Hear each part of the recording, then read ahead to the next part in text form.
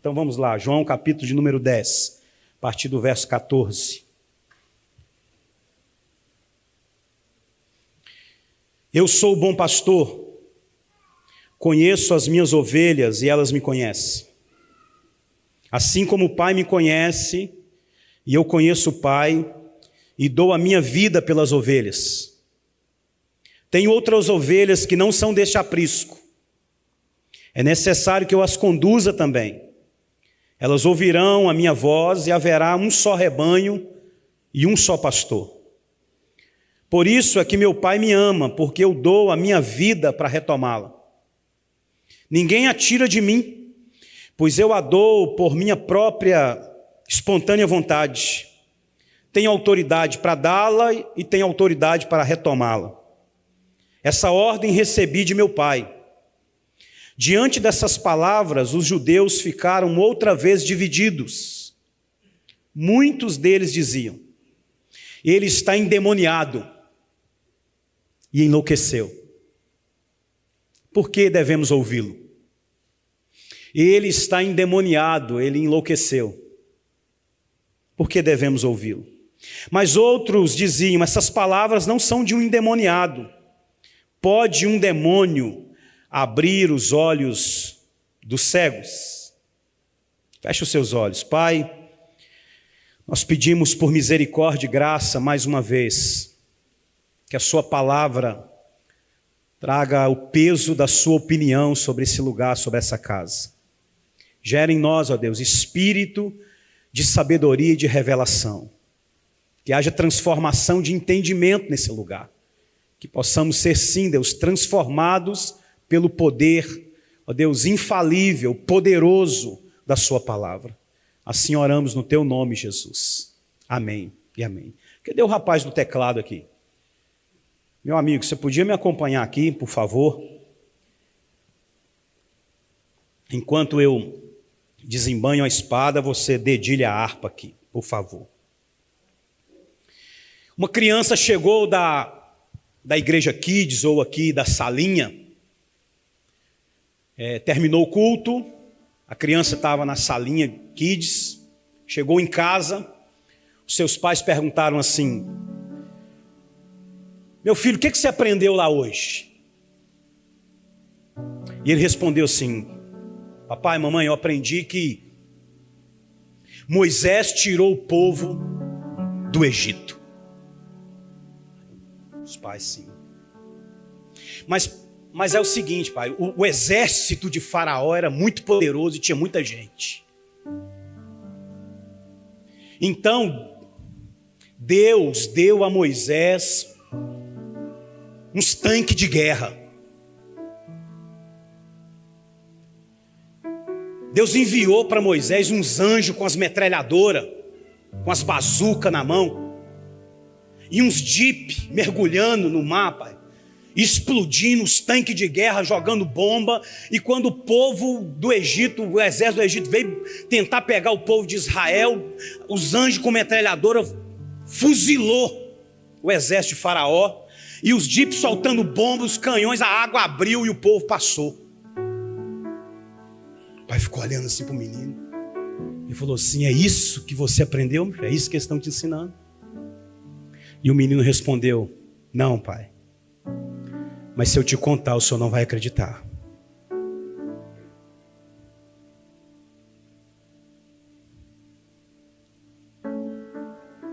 O evangelho é esse convite a uma vida sobrenatural. Uma contracultura. Situações e histórias inexplicáveis.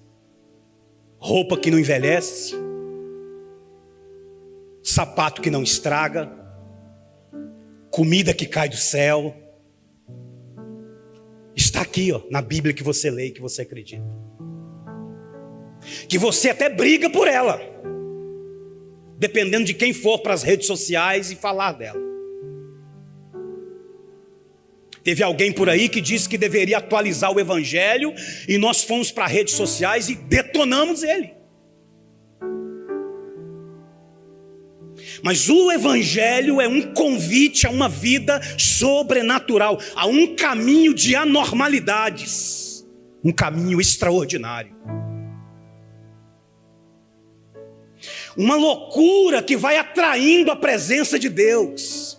E não é a presença de Deus no sentido de que Deus está aqui. Eu sei que Ele está aqui, inclusive Ele está lá onde o Tiago está. Inclusive Ele está lá no Jardim do Trevo, na nossa igreja, lá no sertão, na nossa congregação. E lá no Japão também, Ele está, Ele é onipresente, é um dos seus atributos. Mas a anormalidade do Evangelho, a loucura do Evangelho atrai a manifestação da presença de Deus. Saber que Deus está é uma coisa, ver os seus sinais é outra coisa, totalmente diferente. As pessoas me perguntam: pastor, para que esse ensino? Para construir uma consciência de sobrenatural.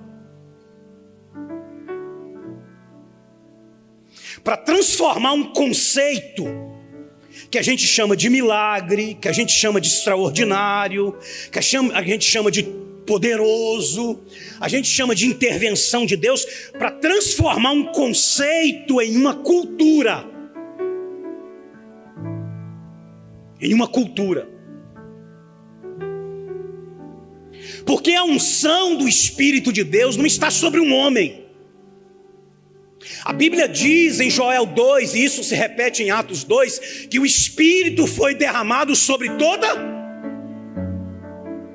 toda carne.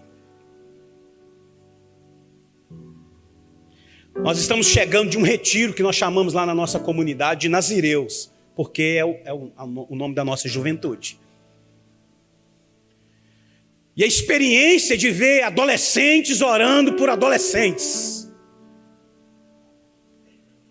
Um deles, por exemplo, passando mal, vomitando, dor de cabeça, pressão subiu, febre.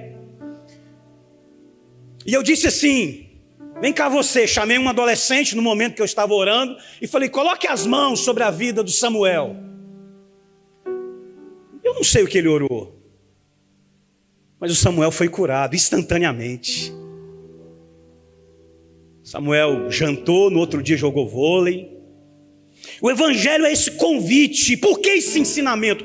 Para transformar um conceito numa cultura. Porque alguém escreveu dizendo que os cristãos, eles não estão vivendo um perigo iminente.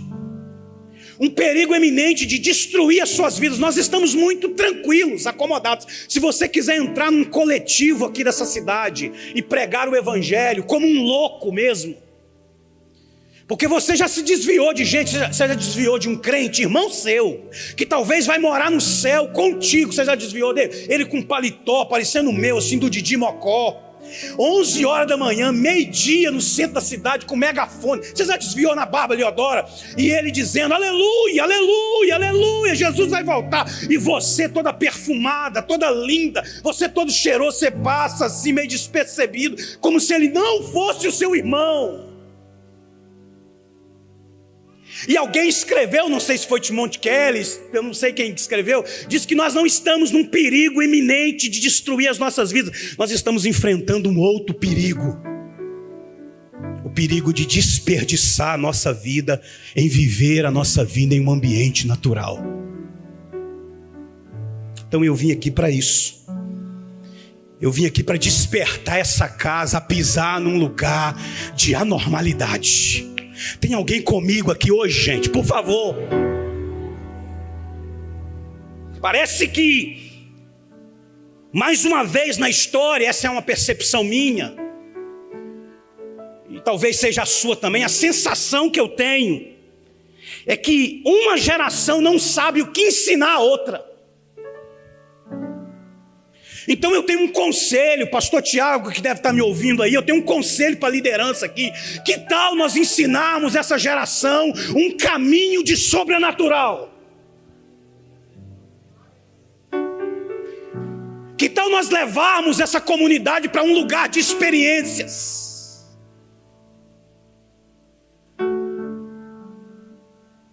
Porque só uma igreja focada em mudar essas realidades, só uma igreja liderada por homens e mulheres inconformados com o status quo, com o estado das coisas, vai poder ferir essa cidade de verdade.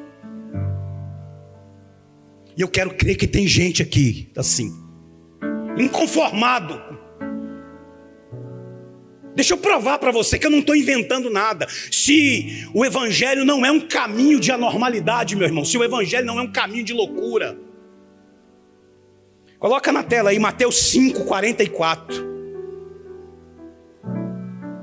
Jesus diz que nós devemos amar os nossos inimigos e orar por aqueles que nos perseguem. Fala sério, gente.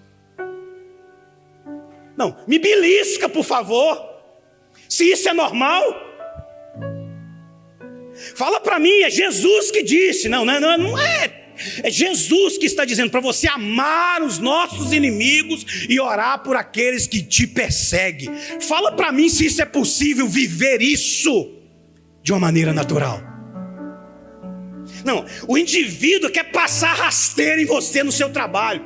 Ele quer tomar a sua posição. Ele está arquitetando. Ele faz mandinga. Ele tem olho gordo. Seja o que você pensar na sua vida. E Deus pede para você orar pelos que te perseguem e amar.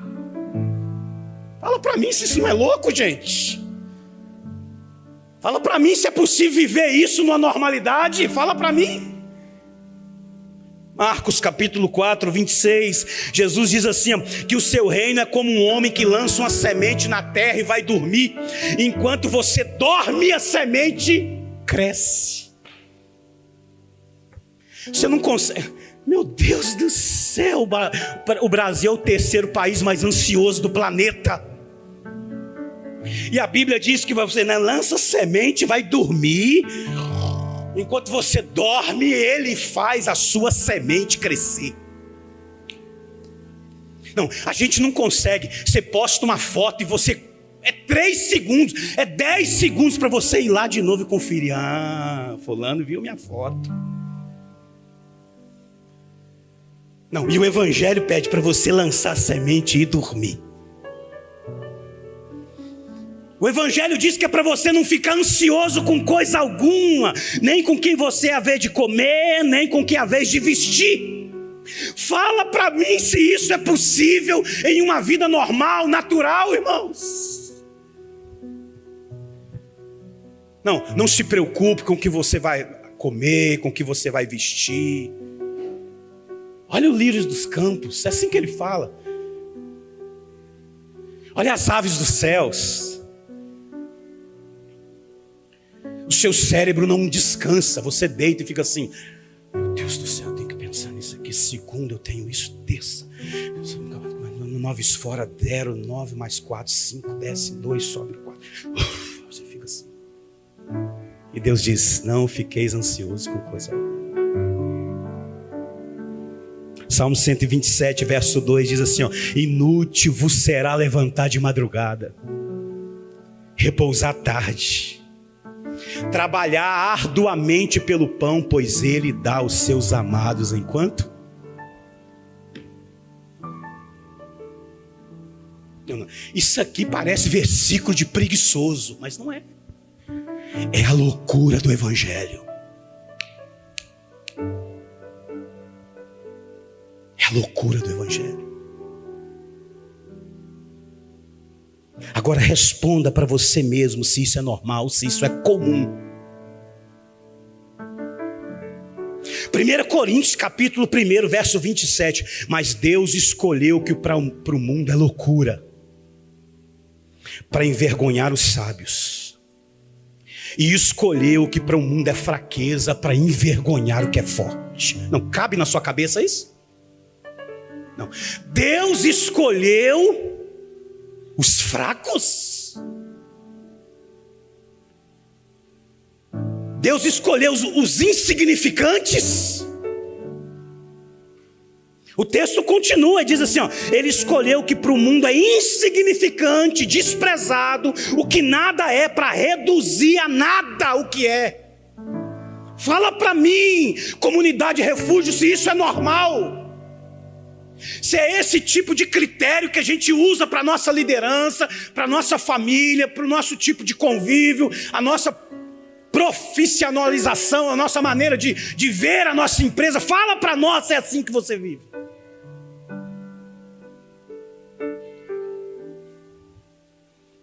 Por isso há um convite do Espírito Santo nessa noite, para nós trilharmos um caminho de anormalidade, um caminho de sobrenatural, uma loucura do Evangelho. Tem alguém comigo aqui nessa casa, pelo amor de Deus? Eu sou de um tempo, e olha que eu não sou velho, hein?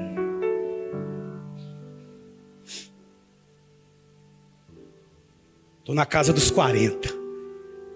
Tem alguém aqui com uns 40 também? Mas eu sou de um tempo que quando o dente doía, sabe o que é que eu fazia? Na minha loucura, na minha simplicidade, eu no nome de Jesus. Parece simples, não parece? É claro, hoje você toma uma medicação, sim, e tome mesmo, mas era uma loucura que queimava aqui dentro.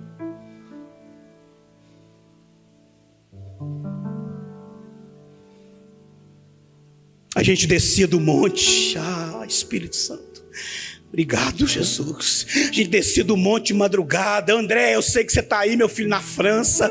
E aqui, você, Sérgio, que está aí em Portugal. Nós descíamos do monte, nós dobrávamos os nossos joelhos em frente aos botecos, estendia as mãos com óleo soja, porque não tinha dinheiro para comprar mirra. E a gente derramava e falava: fecha os botecos, Jesus. Uma loucura.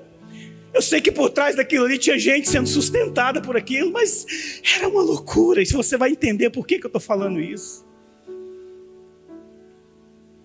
Jovens, fecha os botecos. A nossa Bíblia, a minha Bíblia, tinha sempre um versículo preparado. Você nunca viveu isso, não? Você tinha sempre um versículo na agulha. Mesmo se pedisse para você abrir em Ageu, em Sanfonia, você não sabe onde fica. Eu não sabia onde ficava, irmão. Abre em Filemão. Eu falei: meu Deus do céu, filé o quê? Mas eu tinha um versículo marcado na Bíblia, porque a certeza que eu tinha que ia surgir uma oportunidade numa igreja, uma oportunidade na escola, uma oportunidade na casa, uma oportunidade. Quando falava assim: ô irmão Sandro, você pode orar? Eu tinha um versículo aqui pronto. Andava na expectativa de que a qualquer momento algo do céu ia acontecer. Alguém me parar na rua, eu parar alguém na rua. Era uma loucura. Isso caminhava, isso fluía dentro de nós. É para esse lugar que a igreja precisa voltar.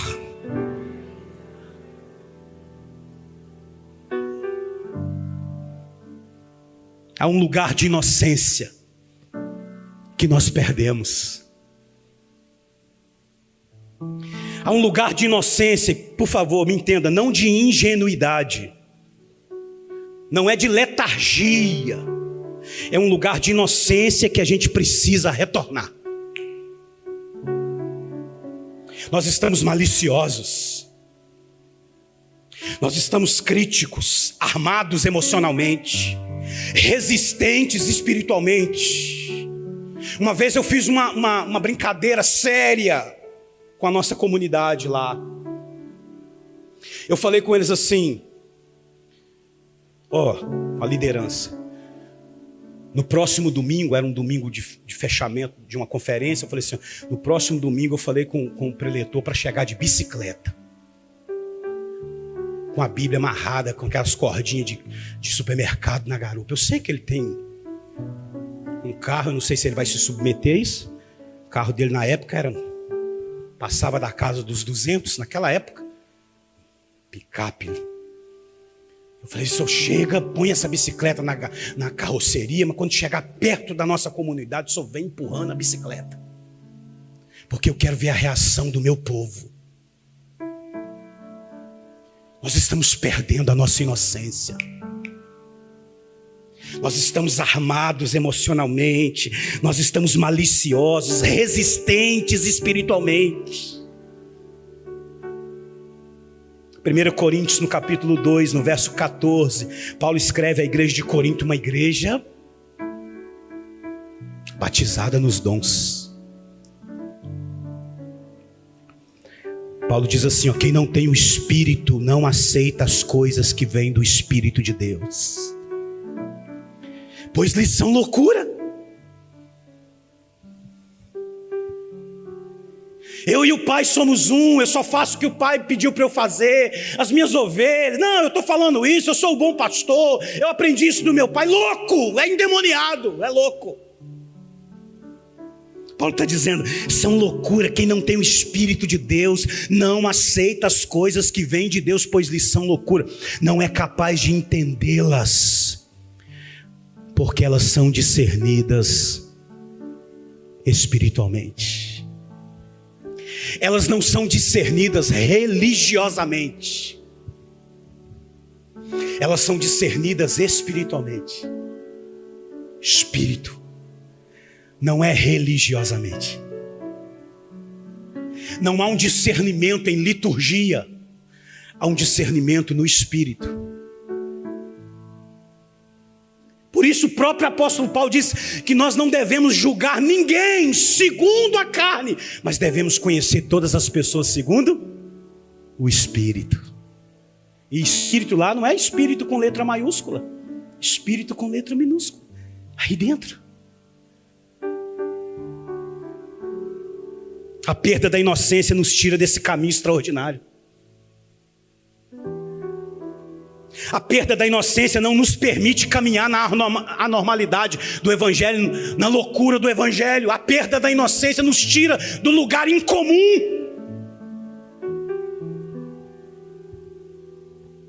Você é o quê? Pré-tribulacionista, dispensacionalista? Você é reformado, teologia reformada? Ou você nunca mudou a minha vida? Não foi Calvino que me tirou das drogas, não foi Martinho Lutero que me tirou das drogas. Eu conheço todas as biografias, mas não foram eles. Foi Cristo Jesus que me libertou, me deu um casamento, me encheu do seu Espírito, e por isso eu estou aqui. Não é a teologia liberal, teologia reformada, fundamentalista, nada disso. Estude, mas não perca a inocência. A perda da inocência afronta a Deus. A perda da inocência confunde o que você está ouvindo. A perda da inocência nos leva para um ambiente de incredulidade. Ah, pastor, já tentei tudo, agora é só orar. Meu Deus do céu. Como se a oração fosse, meu Deus, pastor, já tentamos tudo. Não, foi o melhor neuro que a gente buscou na cidade. Eu tive que ir em Belo Horizonte, pastor. Eu fui no Mater Dei. Não, já tive. Pastor, você tem que ver agora. Vamos convocar a igreja em oração.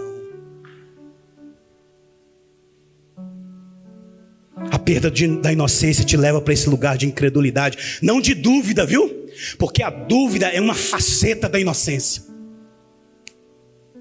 A dúvida é uma faceta da inocência. Nesse mesmo capítulo de Atos 12, sabe o que acontece? Tem uma menina, uma dona por nome de Rod. A Bíblia diz que de maneira sobrenatural tinha 16 soldados vigiando Pedro. O vento vem e Pedro sai de lá. Eu estou resumindo a história porque não está nem no meu esboço isso, eu estou lembrando aqui. E aí ele vem, daqui a pouco ele bate na porta. A igreja está orando. Olha para você ver como é que nós somos. Nós estamos orando, mas a perda da inocência nos leva para esse lugar de incredulidade. Aí Pedro vai e bate na porta. Toque, toque, toque, toque. Rod vem e abre a porta. Quando abre é Pedro. Ela nem atende Pedro. Ela corre e fala assim: Pedro está aí. Estás louca? Aí a gente está orando. E quando acontece a gente está louco? Não, você deve estar louco, isso deve ser o anjo dele. A dúvida faz parte, é uma faceta da inocência. Agora, a incredulidade é a manifestação do orgulho e da soberba. A incredulidade. Meu Deus. Por isso que o que atrapalha o avanço da igreja não é o diabo, O que atrapalha o avanço da igreja não é o mundo. Não é, irmão. O que atrapalha o avanço da igreja é a incredulidade dos crentes.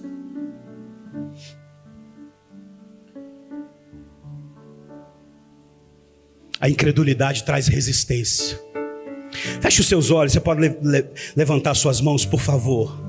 Deus já liberou uma palavra para essa casa. Vocês vão tocar a cidade com aquilo que vocês carregam.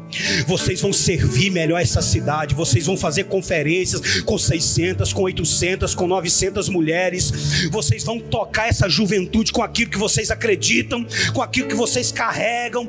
Vocês vão construir um legado. Vocês vão gerar emprego por onde vocês passarem. Vocês vão servir essa cidade melhor. Vocês vão aumentar o espaço, mas precisam entrar nesse lugar de anormalidade. Ei! A palavra já foi dita sobre vocês. Há uma resistência, há um espírito de incredulidade diante de tudo que eu liberei aqui,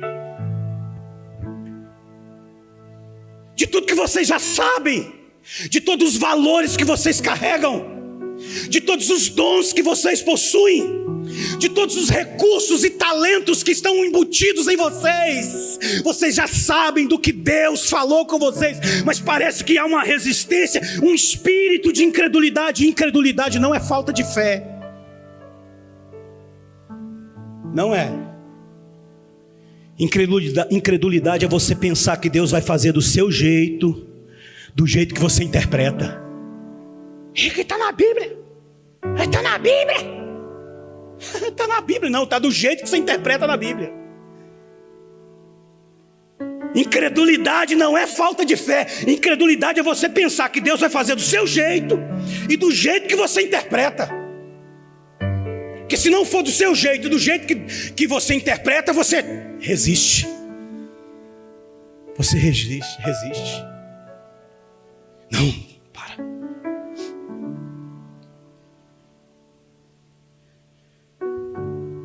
Ninguém ficará para trás, irmãos. Alguns Deus vai pegar pelas mãos, pois esses já se renderam, estão rendidos. Outros Deus terá que quebrar as pernas para que se rendam. Mas ninguém vai ficar para trás. Irmãos, eu não posso esconder, mas eu prego profeticamente. É assim que eu ministro. Eu não preciso dizer para eles que eu te digo que vai fazer, eu não preciso disso. Alguns Deus vai pegar pelas mãos e vai trazer, ninguém vai ficar para trás. Ninguém vai ficar para trás. Deus vai pegar pelas mãos porque já se renderam. Vem.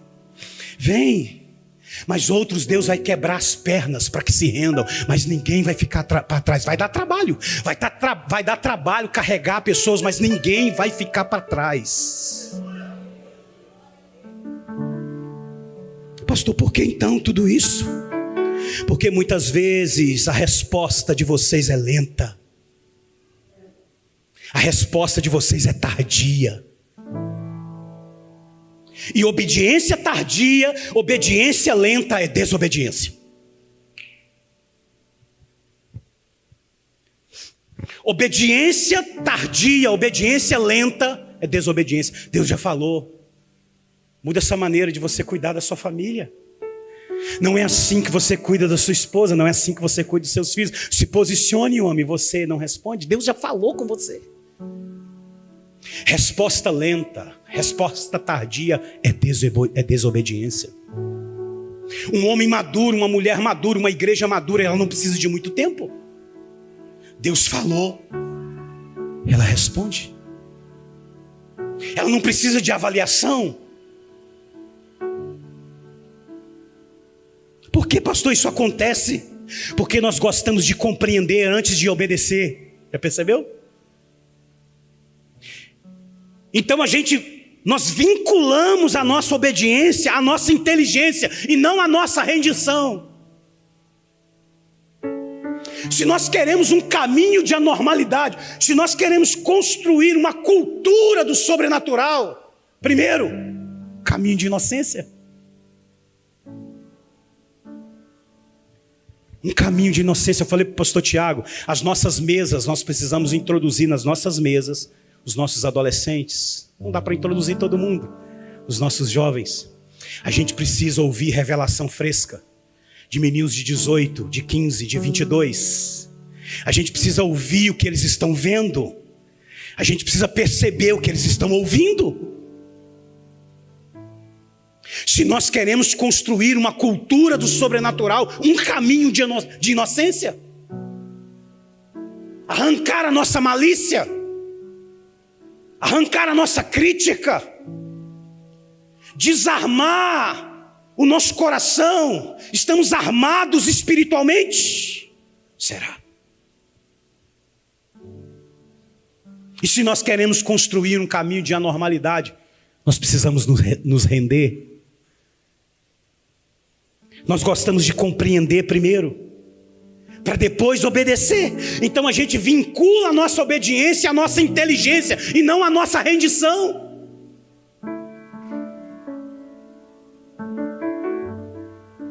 Presta atenção no que eu vou te dizer aqui, ó. A Bíblia nos ensina a perseguir. A Bíblia nos ensina, Tiago, por exemplo, escreve sobre isso. A Bíblia nos ensina a buscar. A Bíblia nos ensina a perseguir a sabedoria, o entendimento. Mas a nossa fé, esse lugar de anormalidade, esse lugar do extraordinário, não vem pela nossa luta, não vem pela nossa força. Esse lugar do sobrenatural vem pela nossa rendição. Alguém que se rendeu totalmente. Não é pela força do braço, não é pela insistência da sua inteligência. Esse caminho do sobrenatural vem pela sua rendição. Você está facinho, facinho. O Espírito Santo vem e te pega. É por isso que hoje, por exemplo, tem uma irmã cozinheira na nossa casa, lá na nossa igreja, que de tempo em tempo ela coloca no grupo lá, gente, hoje eu vou fazer uma feijoada. Hoje foi feijoada. Por casal é R$40. Quem quiser almoçar aqui na minha casa, ela tem uma casa grande. E aí vai muita gente, paga e ela faz e a gente vai para lá. Hoje nós fomos.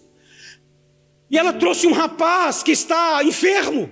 Nós estávamos com um prato de feijoada na mão. Ela falou assim: pastor, nós poderíamos orar pelo meu irmão que está enfermo? Sim, agora, vem cá.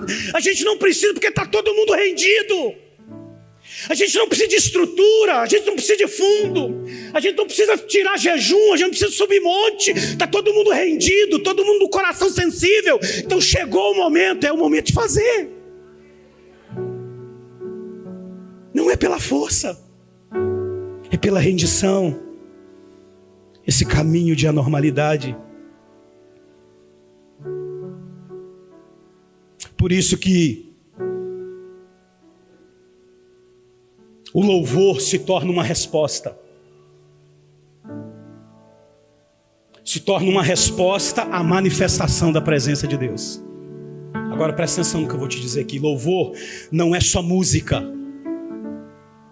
O louvor se torna uma resposta à manifestação da presença de Deus. E louvor não é só música, louvor não é gritos, louvor não é júbilos, louvor não é músicas cantadas, louvor não é refrões repetidos, porque isso a torcida do Atlético, do Cruzeiro, do Flamengo, do Chelsea, que deve ter ganhado aí, faz. Louvor é tudo que sai dos seus lábios e sai do seu corpo como fruto de uma vida rendida a Jesus. Isso é louvor. Louvor é tudo, absolutamente tudo que sai dos seus lábios e do seu corpo como uma vida rendida a Jesus. Isso é louvor. Provérbios 18, verso 21. É escrito assim: a morte e a vida está no poder da língua, e o que bem a utiliza come do seu fruto. A morte e a vida está no poder do louvor, do que sai de você, do que sai da sua vida.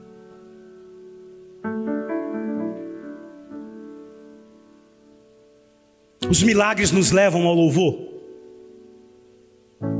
Você Você já viu as pessoas respondendo à medida que eles conquistam as coisas? Então eu pergunto para vocês, os milagres te levam ao louvor? Sim, em parte. Olhe para o povo de Israel. Os milagres ocorriam todos os dias.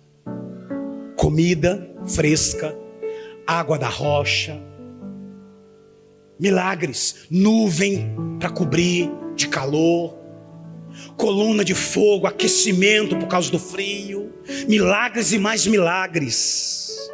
Ocorriam todos os dias, mas eles se tornaram indiferentes às manifestações. Por causa de quê? A inocência, a rendição.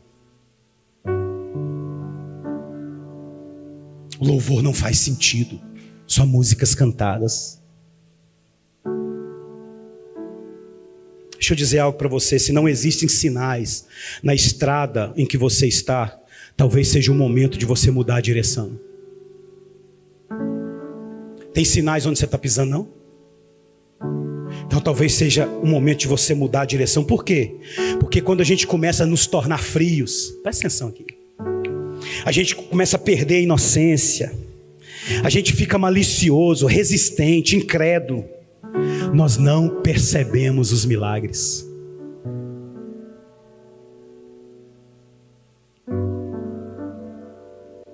Sim, nós temos sinais no caminho que apontam o lugar e a pessoa de Deus, mas Israel não se conectou a isso.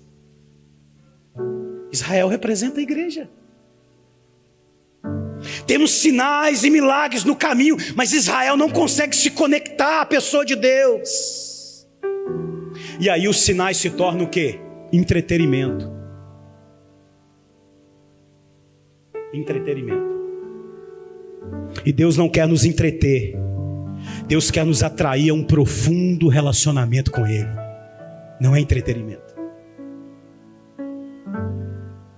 A unção está no corpo. A unção não está sobre um homem. Tiago, pastor Tiago é importante. Tayane é importante. Mas você também é. A unção vai derramada no corpo, para que nós possamos tocar a cidade, a comunidade, o corpo. Por isso eu acho que eu já disse isso aqui nessa casa. Os primeiros avivamentos, todos eles aconteceram com manifestações de falar em línguas. Pesquisa para você ver os grandes avivamentos da história. Começou com 100 pessoas falando em línguas, daqui a pouco estava toda a comunidade falando em línguas. É na Rua Azusa,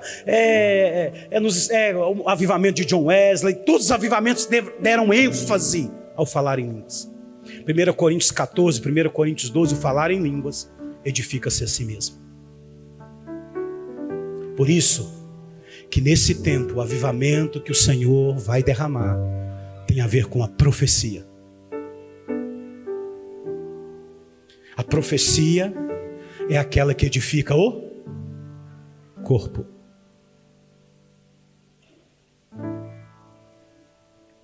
Os milagres de Jesus não ocorreram para mostrar o que ele podia fazer, mas aquilo que um homem em um relacionamento correto com o Pai pode fazer. Eu sou o bom pastor. Meu Pai me deu as ovelhas. Os milagres que Jesus fez não ocorreram para mostrar o que ele podia fazer. Não. Mas aquilo que um homem em um relacionamento correto com o Pai pode fazer. Por quê, pastor? Porque Jesus é eternamente Deus, mas fez o que fez como homem. Uau! Eternamente Deus, mas fez o que fez como homem.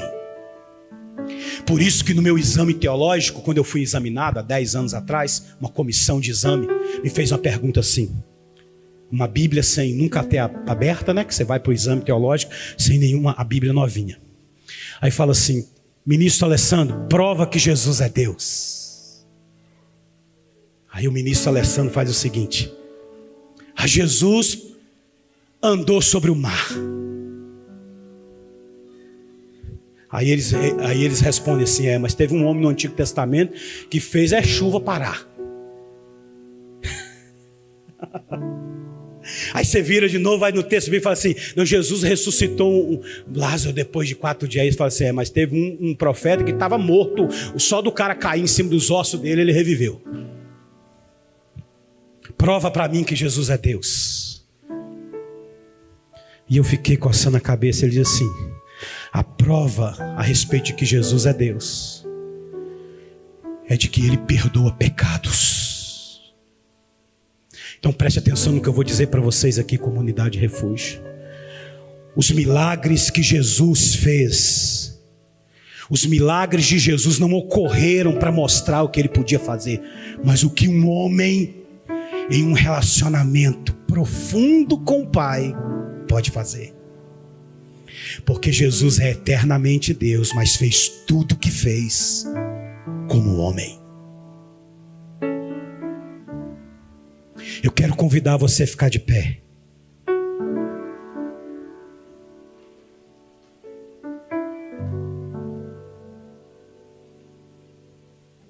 Jesus nunca reagiu ao inimigo.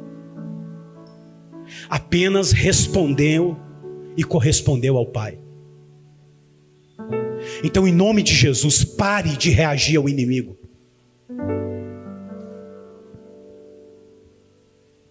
Lá na nossa comunidade eu ensinei assim, por exemplo, se você percebe, os jovens estão pecando, estão muito afoitos no namoro. O que a gente tem que fazer? Pregar contra o sexo antes do casamento? Não. Nós temos que aumentar o nosso nível do matrimônio. Para quando o jovem olhar e falar assim: como aquele homem trata aquela mulher.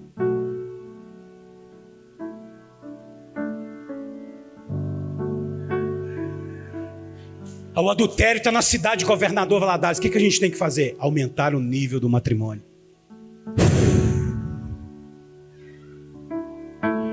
Nós não temos que reagir ao inimigo, nós temos que responder e corresponder ao Pai. É o que Jesus fez no texto que eu li. O meu Pai me deu, eu faço o que o meu Pai pediu para eu fazer. Eu só respondo e correspondo ao meu Pai. Quando nós respondermos e correspondermos ao Pai, nós vamos construir um caminho de anormalidade. Eu termino o seguinte: há um convite do Espírito Santo aqui. Há um convite do Espírito Santo para essa casa, essa noite, a você que já é de Cristo. Você que já vive essa aventura extraordinária com Jesus. Porque viver com Jesus não é uma aventura extraordinária. É como o vento que sopra. É como uma montanha-russa. Eu tenho pavor de montanha-russa, de brinquedos assim que... de adrenalina. Minha esposa ama, eu não gosto. Mas com Jesus é essa aventura. Então você que já vive com Jesus assim, há um convite do Espírito Santo para que você saia desse lugar de anormalidade, de normalidade, e entre nesse caminho extraordinário.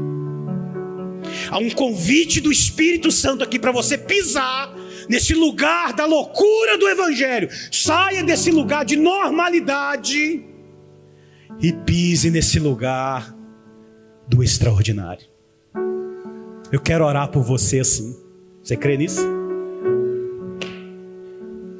Se você puder sair do seu lugar e vir aqui à frente, nós vamos terminar assim.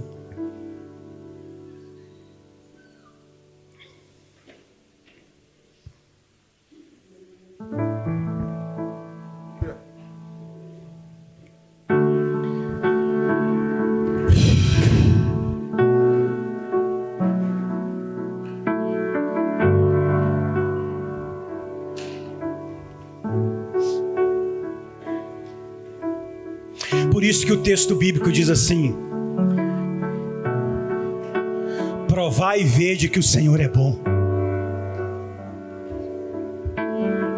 Deus não é para ser estudado, irmãos. Deus é para ser experimentado, conhecido. conhecido. Um homem teve um sonho. Ele estudou até a 6ª série. Gari.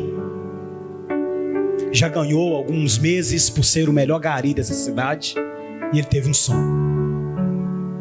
Ele sonhou que o diabo matava a esposa dele e os 3 filhos. 3 meninas. Sabe o que ele fez? Um sonho. Durante 6 meses. Todos os dias, às 3 horas da manhã. Pediu um pouquinho de óleo de mirra. E ele levantava às 3 horas da manhã durante 6 meses. Só para orar e tocar nas filhas e na mulher. Porque ele teve só um sonho. Uau! Que doideira, cara. É nesse lugar que o Espírito Santo quer nos levar. A igreja só está de pé por causa da loucura do Evangelho. Por causa do extraordinário do Evangelho. Homens foram decapitados ao meio. Homens foram lançados aos leões. E o Evangelho permaneceu frutificando até os dias de hoje. Ninguém pode parar a anormalidade do Evangelho. Se nós queremos tocar essa cidade, não vai ser com a nossa intelectualidade, porque essa cidade está cheia. E eu sei do que eu estou falando, porque eu amo a leitura. Se nós queremos tocar essa cidade, não será simplesmente com a nossa inteligência. Os sinais seguirão aqueles que creem. Em meu nome expulsarão demônios. Em meu nome falarão novas línguas. Em meu nome curarão os enfermos. E se de alguma maneira tocarem em você, comerem alguma coisa venenosa, fizerem mal com você, dano nenhum alcançará a sua vida.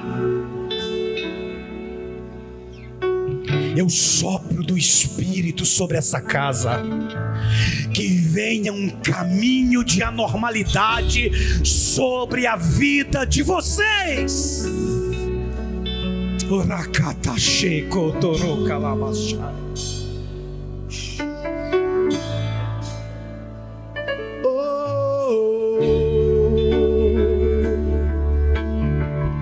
Ele escolheu os loucos. Ele escolheu os fracos. Ele escolheu os insignificantes, os desprezíveis, os que nada são. Eu conheço doutores insignificantes. Pastor, conheço. No seu espírito ele reconhece o seu tamanho. Doutores.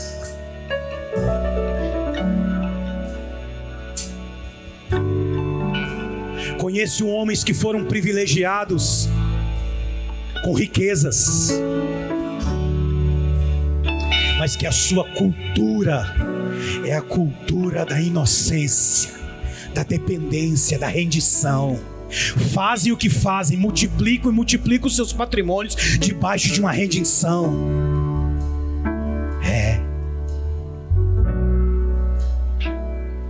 Homens que levantam de madrugada, sabe para quê?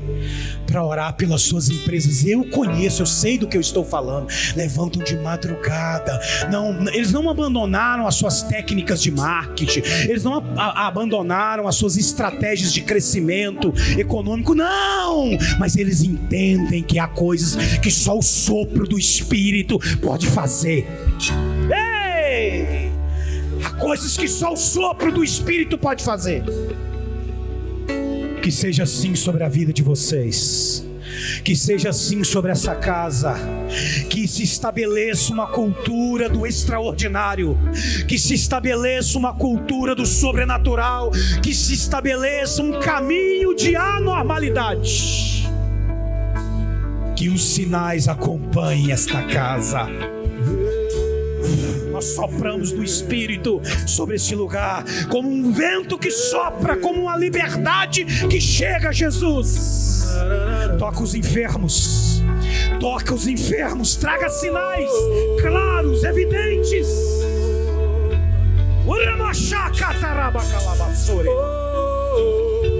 Traga os teus dons. Sim, Jesus de Nazaré. Faça o teu milagre. Traga o teu sobrenatural sobre este lugar. Que volte, Deus, que volte a insanidade, que volte a loucura da fé.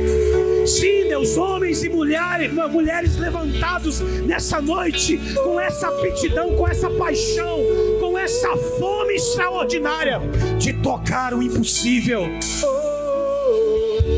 de viver o extraordinário. Levanta os inconformados. Levanta, Deus, os inconformados. Aqueles que já se renderam. Aqueles de coração inocente, Jesus, que sabe, que entende, que aguarda com expectativa. Que a qualquer momento o Senhor pode fazer algo novo.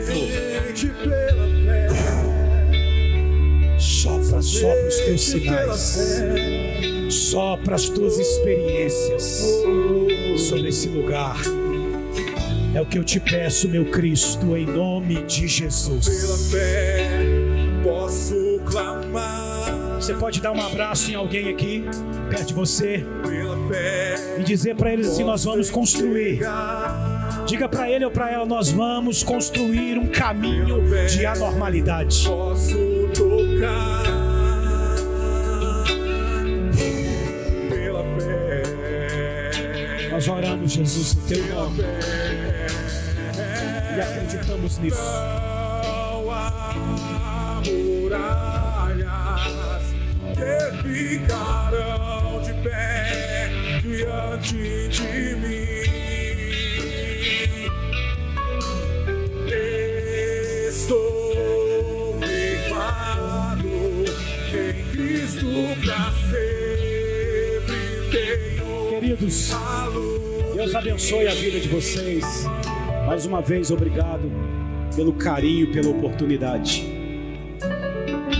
O louco ou a loucura do Evangelho não é ser alienado, é ser alguém inocente, simples, rendido, e que tudo que sai dos seus lábios e do seu corpo é fruto de uma rendição. Isso é louvor. Inocência, rendição e louvor, um caminho de anormalidade. Inocência, rendição e louvor, um caminho do sobrenatural. Que seja assim para a glória de Jesus. Amém? Você pode aplaudir a Ele? Obrigado, Jesus.